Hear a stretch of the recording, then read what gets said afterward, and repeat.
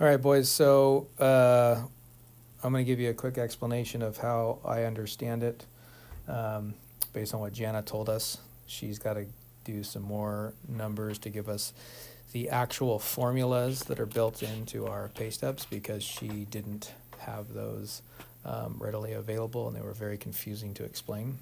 But I'm going to go through everything we learned. We all know that we get paid in these FLSA pay cycles. Those are 24 days in length. Our regular paychecks are done every 2 weeks, which are biweekly, which means that it causes super confusion when we look at our paychecks. We're going to go ahead and avoid these terms right now. These are terms that are used in our MOU. I'm not going to explain those just yet, but that is what Mastagni sat down and told us, you know, base rate, contract overtime, FLSA overtime, and all that stuff. So what I did is I broke this down. This is the same pay period written 3 times because that's essentially how we get paid in our pay stubs. If you look at one of your pay stubs that has this FLSA overtime, those paychecks will come after this end of the FLSA pay period. So if this one was in May, the FLSA pay period ended here, then it would have been on the next paycheck. Now, if it was this next paycheck, what we would be looking at is an FLSA pay period where we had 1, 2, 3, 4, 5, 6, 7, 8 full days on that pay cycle. So 8 full days, you didn't take any time off, which means that you worked greater than 182 hours. You actually worked 192. So you have 182 hours, and then you get 10 hours of FLSA overtime. Now, in this scenario, I also had this person work 2 additional overtime shifts. Those 2 additional overtime shifts, because they're greater than 182 hours, they are going to be included in our FLSA overtime. FLSA overtime is our incentives, which they calculate out on your paycheck at a rate, all of your incentives minus your longevity, because that's paid out separately. And so they're going to take your amount of hours in that FLSA pay period times the rate for your incentives times 1.5. And then that is going to give you your incentives that are built or that are included in your overtime worked.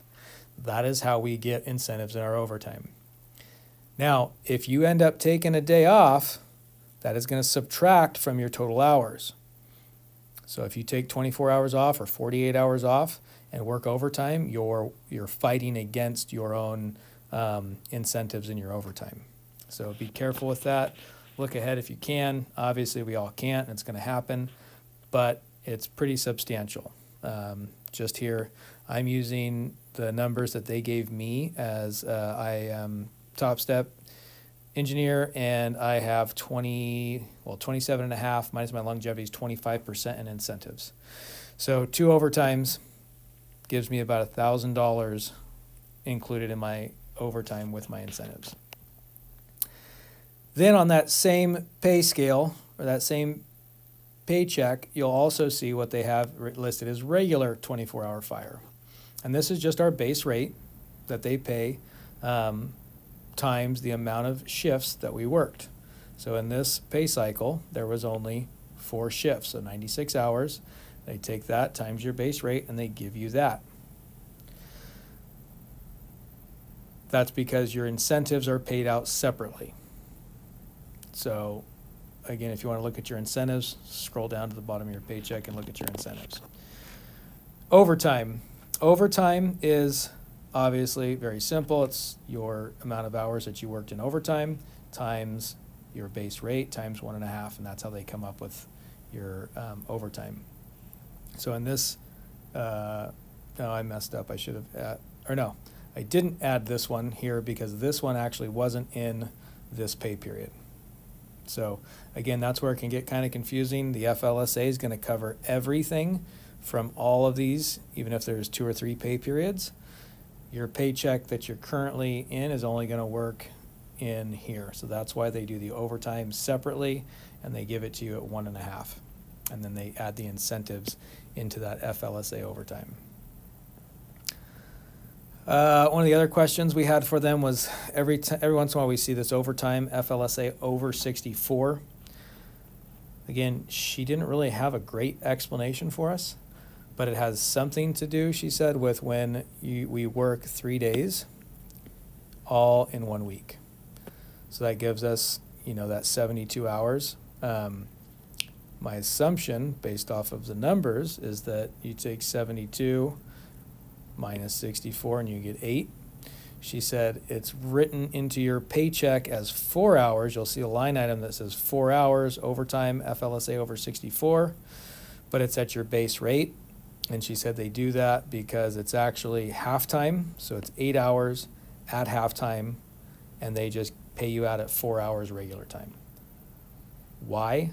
She couldn't explain it. She didn't really know, but it has something to do with working these extra hours in a single week. Wish I had a better explanation for you, but I don't. Obviously, at the end of your paycheck, if you have the FLSA pay period, you are going to add all those together to get your total. Up here, the contract overtime, that's written in our MOU. Contract overtime is just all of your overtime, and they don't count your incentives in that. It is what is a considered part of your contract. We work overtime. We get paid 1.5 times our base salary, and that is paid separately from the FLSA overtime. And the FLSA overtime is what includes our incentives, because federal law requires that they include all incentives and remuneration in our pay. Big word.